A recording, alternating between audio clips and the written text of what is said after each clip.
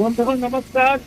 Shuklal Marathi massage में सभापति तथा मयूरभ पार्टी जड़े पु चलित मास 13 तारीख आम जो ओडार द्वितीय मयूरभ प्रतिष्ठा कर दाबी नहीं आम बारिपदार भुवनेश्वर पदयात्रा बाहर मो सहित मो सान भाई सामिल थे 6 जन।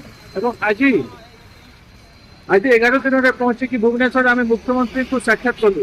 बंधुगण कथार गोटे अच्छी एकता ही बड़ एवं परिश्रम केवल प्रथा जाए ना।